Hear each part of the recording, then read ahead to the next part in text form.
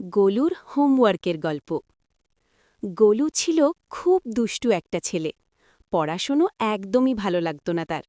School থেকে এসে bag ছুঁড়ে রেখে বলতো, আগে খেলব, হোমওয়ার্ক পরে। একদিন স্কুলে ম্যাডাম খুব বড় হোমওয়ার্ক দিয়েছিলেন। বাংলা রচনা, অঙ্ক আর ড্রয়িং সব একসাথে। গোলু বাড়ি এসে খেলা শুরু করে দিল। সন্ধ্যা হয়ে গেল, কিন্তু হোমওয়ার্কের খাতা খুলল না। রাতে মা বললেন, গোলু, হোমওয়ার্ক করেছিস? গোলু ভয় পেয়ে বলল, কাল করব মা। রাতে ঘুমোতে গিয়ে গোলু স্বপ্ন দেখল তার খাতা কথা বলছে। খাতা বলছে, গোলু, তুমি আমাকে অবহেলা করছ, কাল স্কুলে ম্যাডাম খুব রাগ করবেন।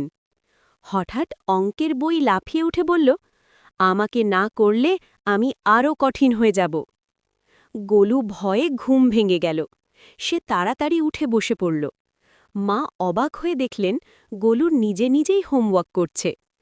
পরদিন স্কুলে ম্যাডাম খাতা দেখে খুশি হয়ে বললেন, ভেরি গুড গোলু। গোলু মনে মনে ভাবল, হোমওয়ার্ক সময় করলে এত ভয় লাগত না। শিক্ষা: কাজ কখনো ফেলে রাখা ঠিক নয়, সময় মতো করলে